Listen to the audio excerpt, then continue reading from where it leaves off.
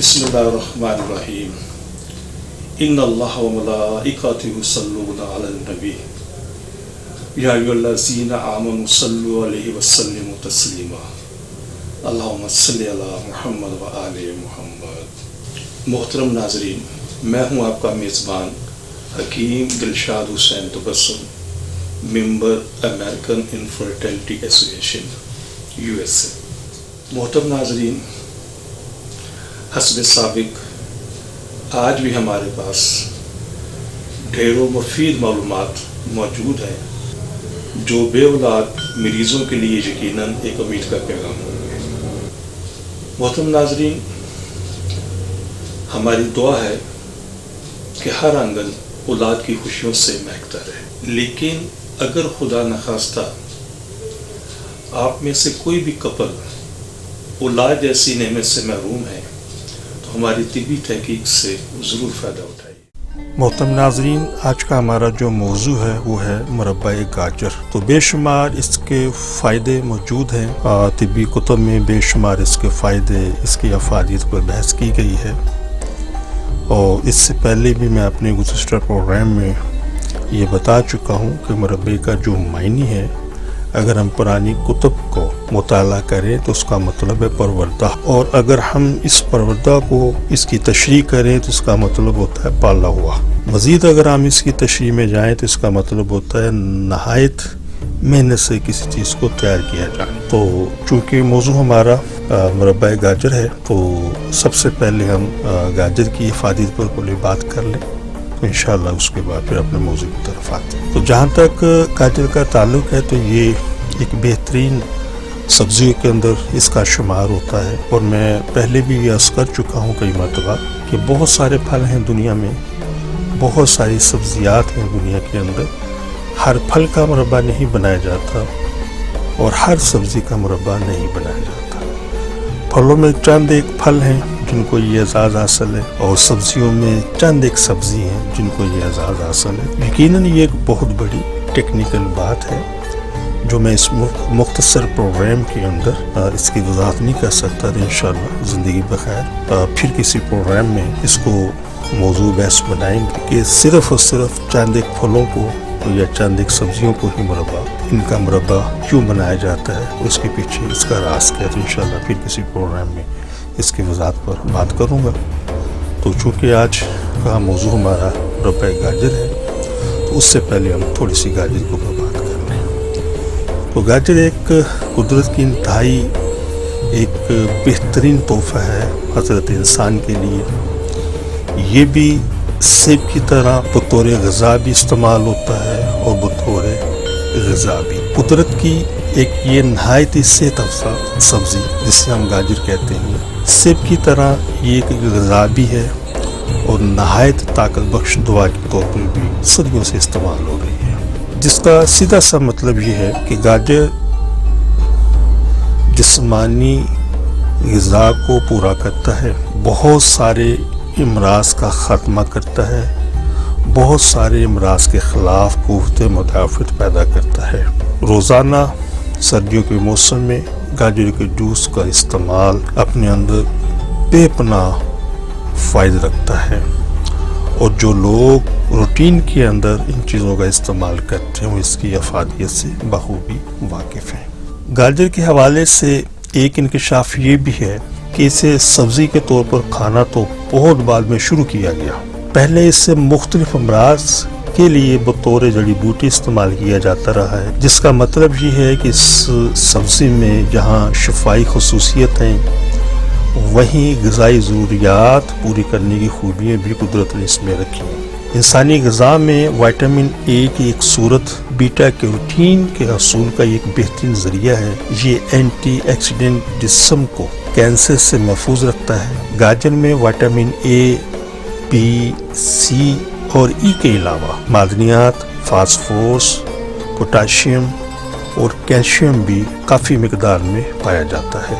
Pakistani, Indian और चीनी मुआलिजीन अपने उन मरीज़ों को जिनका जिगर अच्छी तरह काम ना कर रहा हो, जिसे हम अपनी ज़ुबान में ज़ोफ़े जिगर भी कहते हैं, जिगर की कमज़ोरी भी कहते हैं, उसको गाजर खाने का या गाजर के जूस پینے کا مشورہ دیتے تھے جو ان کے لیے ایک بہترین فائدہ مند ہوتا تھا۔ اور اس کی خصوصیات کے اندر اگر ہم بات کرتے ہیں تو گاجر ایک توانائی بخش ایک سبزی ہے، جسم سے فاسد مادوں کو نکالنا اس کا پورا امتیاز ہے۔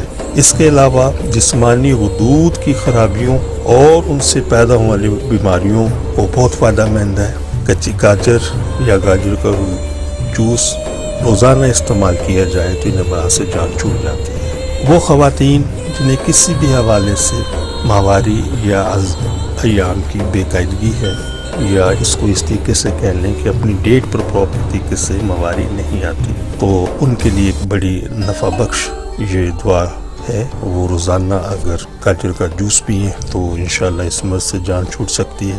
اور اگر گاجر کا موسم نہ ہو تو گاجر کے بیج مارکیٹ سے آسانی سے مل جاتے ہیں، ان کو لے کے گرائنڈ کر لیں اور ایک چائے والا چمچ صبح، ایک دوپہر، ایک شام نیم گرم پانی یا تازے پانی سے استعمال کریں۔ انشاءاللہ 8-10 دن استعمال سے ہی یہ صرف ایک سنگل میڈیسن انشاءاللہ اس سے آپ کو بہت فائدہ ہوگا۔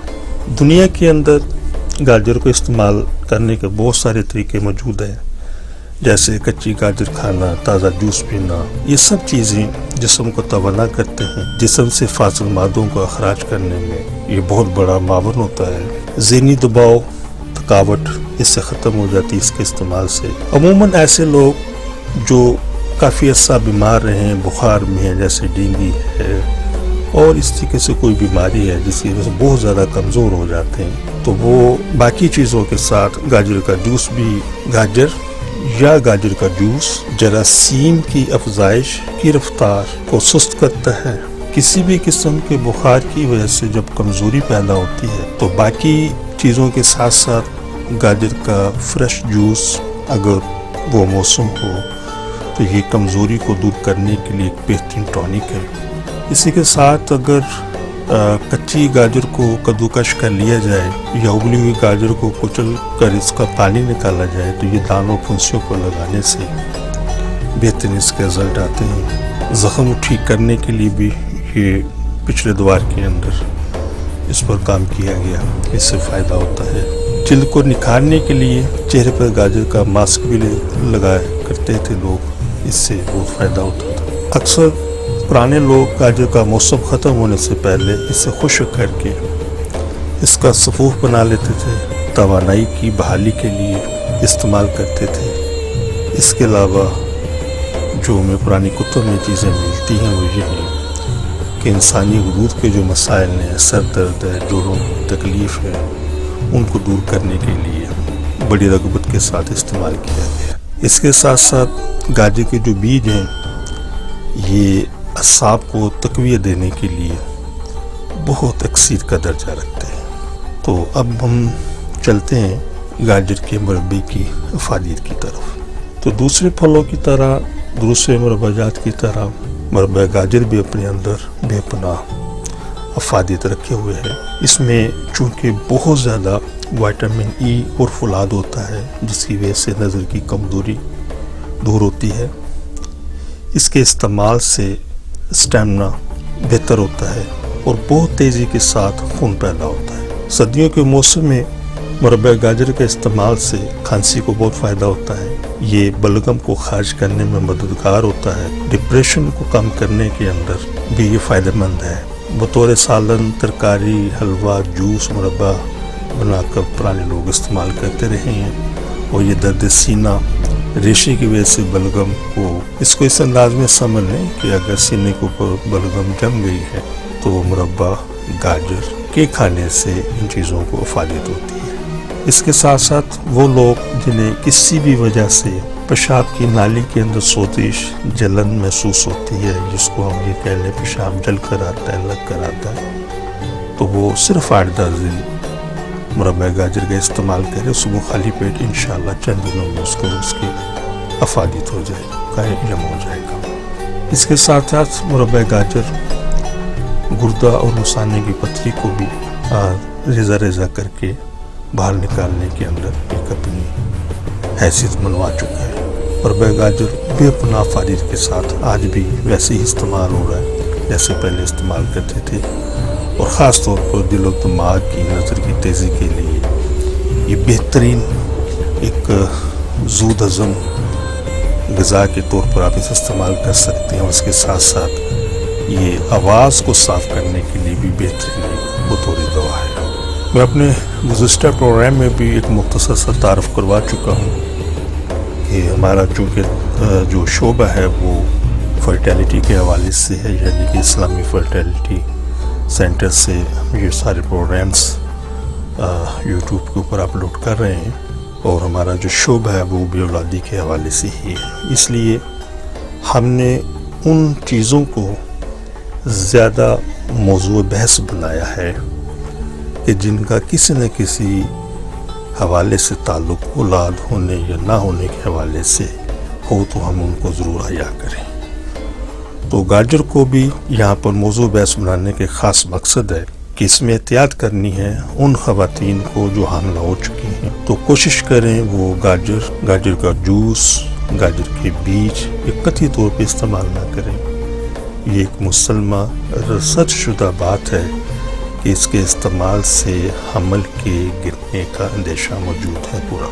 ہاں، گاجر کا مربع وہ استعمال کر سکتے ہیں اگر ان کو کھانے سے کسی قسم کو ان کو پیٹ کے حوالے سے ایشو نہیں ہوتا، اور وہ بھی تھوڑی مقدار میں. احتیاط یہی ہے کہ حاملہ خواتین گاجر کا جوس اور گاجر کا بیج خصوصی طور پر ان کا استعمال نہ کریں. تو میں امید کرتا ہوں کہ میرا آج کا موضوع، آج کا پروگرام آپ کو پسند آیا ہوگا، اور یقیناً اس میں بہت سارے فائدے جو مختصر اس میں ٹاپ پر ہیں وہ ہم نے آپ کی خدمت میں گزار کر دی ہیں، اور انشاءاللہ امید ہے اس سے آپ کو فائدہ ہوگا. دعا میں یاد رکھیے گا. السلام علیکم. محترم ناظرین، ہماری دعا ہے کہ ہر آنگن اولاد کی خوشیوں سے مہکتا رہے. لیکن اگر خدا نخواستہ کوئی بھی کپل ابھی تک اولاد جیسی نعمت سے محروم ہے تو ہماری طبی تحقیق سے ضرور فائدہ اٹھائیے. اور وہ خواتین حضرات جنہیں ڈاکٹر حضرات نے IVF، IUI، ICSI یا دیگر کسی بھی حوالے سے ٹیسٹ بیبی کا مشورہ دیا ہے، تو ہماری ان سے بڑی مؤدبانہ گزارش ہے کہ ان تمام چیزوں سے، ان تمام سلسلوں سے پہلے ایک مرتبہ ہم سے ضرور کنسلٹ کریں. انشاءاللہ ان چیزوں کی ضرورت باقی نہیں رہے گی. اپنی دعا میں یاد رکھیے گا. بہت شکریہ. السلام علیکم ورحمۃ اللہ وبرکاتہ. پاکستان زندہ باد. صرف ایک بار کی ملاقات سے آپ کی مایوسی خوشیوں میں بدل جائے گی. آپ حکیم صاحب سے لاہور، راولپنڈی، سیالکوٹ، فیصل آباد، سرگودا، ملتان، حیدرآباد، کراچی میں وقت لے کر ملاقات کر سکتے ہیں. آپ بھی ہماری طبی تحقیق سے فائدہ اٹھائیں. بچے کی مسکان کا نزدیکی سے احساس. آپ حکیم صاحب سے روزانہ ان کے لاہور مطب میں وقت لے کر ملاقات کر سکتے ہیں. ایڈریس: اسلامی فرٹیلیٹی سینٹر نزد مینار پاکستان، احمد علی روڈ، لاہور. آپ سے گزارش ہے کہ ہمارے اس پروگرام کو سبسکرائب کریں، لائک کریں، شیئر کریں، تاکہ ہماری آنے والی تمام ویڈیوز آپ تک آسانی سے پہنچ سکیں.